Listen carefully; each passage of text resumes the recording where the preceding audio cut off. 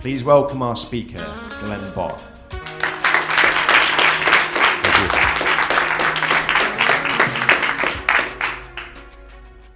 Late June 2004, day after the summer solstice, and it's a hot one, which to me is perfect bicycling weather. I love riding when it's hot. So I call my wife, I say, hey sweetie, I'm gonna take a ride, I'll go home and feed the dogs, and then we'll hook up for dinner later. And she said, perfect, I should be done by then. So I get home, feed the dogs, pump up the tires on my bike, and I change in my bicycling clothes. You know, I get the spandex shorts on, the kind you feel fast just standing around. And I wear a yellow bandana on my head because I sweat a lot. I think about 80% of the sweat glands in my body are in my head. So I got everyone fed, I get my bicycling shoes on, put my helmet on, clip in, off I go. And I am looking forward to it. I said, this is gonna be a great day, it's hot. I wake up, it's the middle of the night, and I'm looking around. I don't have a clue where I am. Has this ever happened to you? I mean, I'm looking around and the dresser's not there, the nightstand is missing, and out the window is a tree, and it's not a Colorado tree. And around my bed is this netting. You know, what the heck? Oh, okay, I got it. Then it dawns on me. My brother-in-law took a bunch of us and we're on a golfing trip in Utah. So that explains the different room and the tree and the netting. Oh, now I got it. How cool is this? We are obviously in a 5-star hotel. Every bed has its own mosquito netting. I mean, Tom does it right. He does everything first class. And those, ladies and gentlemen, those are my first conscious thoughts after awakening from a 10-day coma after being struck by an SUV that day. I was scooped up like some roadkill, taken to the hospital as a John Doe. They don't have any ID. Didn't know who I was. So they're doing their best to keep me alive. And so I'm just hanging in there. My wife comes home. It's not dark, but I'm not there. And she goes, okay, he probably had a flat tire. They happen. Darkness is falling. Still no Glenn. He hasn't called. Now she's getting worried. She calls the cops. Says, hey, have you seen a bicyclist? Or any news on a bicyclist, a purple bike and a yellow bandana? The dispatcher checks and just says, yes, we have someone matching that description. You'll have to go to the hospital to identify the body. Whoa. Not good news. So she gets some friends. They go to the hospital and they got to go through the administrative bureaucracy.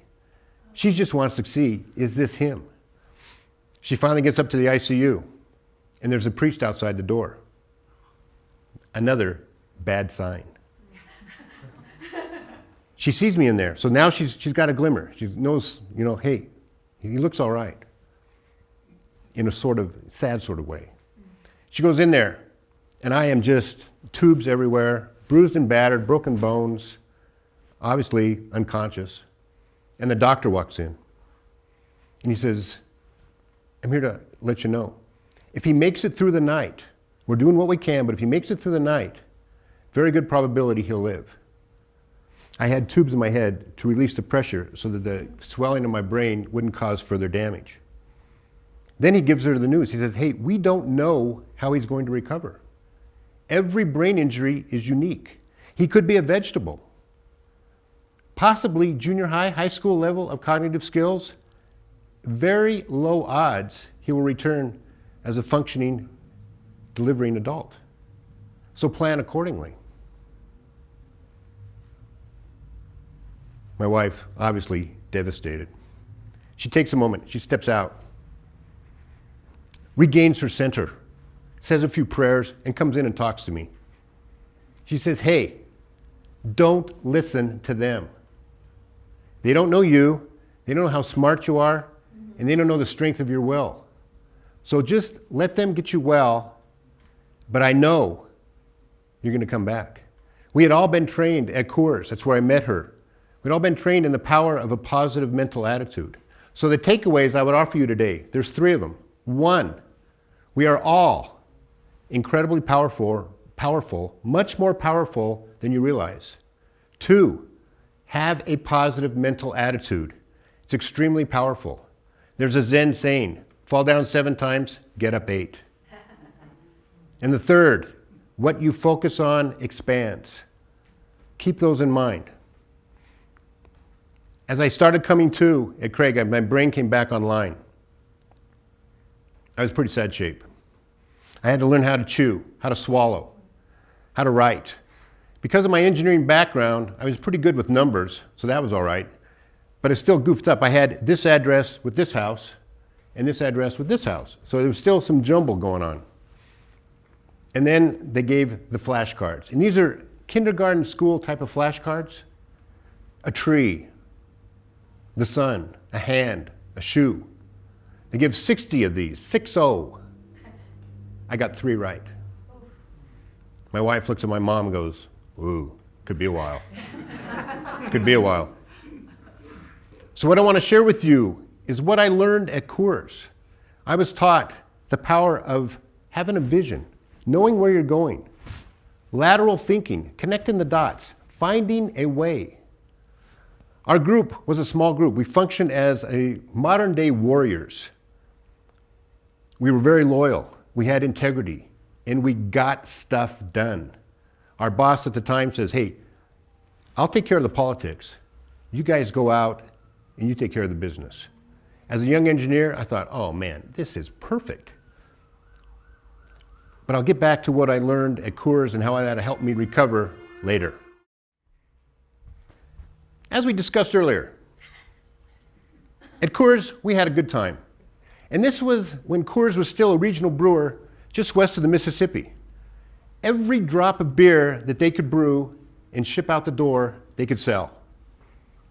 Our job in our little group, Packaging R&D, was to improve the performance of the packaging lines, eliminate bottlenecks, increase throughput, lightweight the containers, the cans and the bottles, and bring in new technology. We were applied R&D group. We wouldn't necessarily do new technology, but we would take what's working in industry A and bring it into industry B, our industry. So I was, again, taught in lateral thinking. Our group operated on the philosophy that commitments are carved in stone, which at the time I thought, that's kind of cool. But I also learned it was extremely powerful. Some of us even had some rocks one year for Christmas, and we had the words commitment etched in them. And we put them on our desk. They were a nice conversation piece because as people would come in, they would say, you know, what's this about? And it gave us an opportunity to explain our philosophy, how we work, how we accomplish things. And it also helped us reinforce the story to ourselves of what we're doing, what we're about, who we are. When I left Coors to start my own, well, there were a couple of us. We started our own packaging, new product development business. Because the other guys were the true designers. They had the degrees, they had the credentials, had patents. I was the people guy. So I had to go out and start figuring out how to sell things. And at Coors, I always had a good job. I did a good job of selling our technology. I was 1,000%. Every item I took in, every project was sold and accepted. When I got out into the marketplace, I realized things have changed. Coors had the foresight and the understanding that we want to improve things, and they were willing to dedicate funds to do that. When I got out in the marketplace, not everyone had that philosophy. Go figure. So I had to explain to them, here's who we are and this is what it's going to do for you. Here's the benefits. And what I learned that helped me most in the marketplace is the commitments are carved in stone. Because most people, and I'm guessing 99.9% of the population, does not. So if you do what you say you're going to do, when you say you're going to do it, you immediately stand out in the crowd. You get noticed, you get remembered.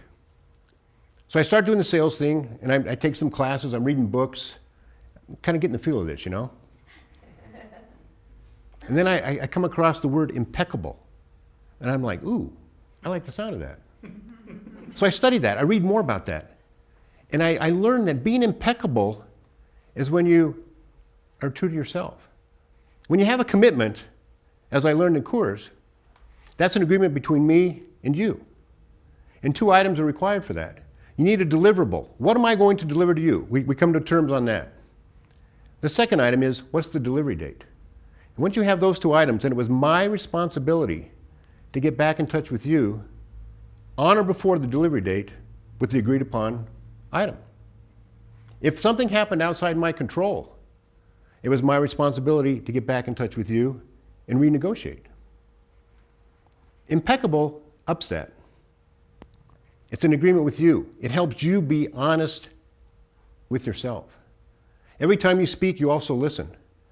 And I learned that it helps you be remembered and be remarkable and be amazing in the marketplace. Because you're making people, you're the vice president, the purchasing person, you're making their life easier because they don't have to remember, are you going to come back to them? They don't have to say, I think it's due today. Have you ever had someone say they'll get back to you tomorrow and the phone call doesn't come? How does that make you feel? Exactly. So when you're impeccable, you're making their life easier. You're being remembered. And it helps you grow your personal power and your authenticity. In today's world, I find that most people aren't authentic. They don't have the courage to tell their truth. So if you become authentic, if you speak your truth, if you have the courage to stand up and tell your story and be impeccable, I guarantee your life will change. So what I suggest to you as you move forward, one simple thing to do, just start being honest with yourself. Just make a decision each day, I'm going to be honest with myself. And watch how you feel better. You'll start gaining your personal power. And 2, your relationships will change. People will begin respecting you. People will begin noticing you. You will become an ally. Most people, here's what they say and here's what they do. When you're impeccable, here's what you say and here's what you do. And this is whether you're a leader or you're in sales, because everyone's watching you all the time. They're assessing, is this person authentic? Are they going to help me or are they going to hinder me? And when you're impeccable, you are 100% helping them. You're being your person in your truth, and you're bringing your version of love to the world. Thank you.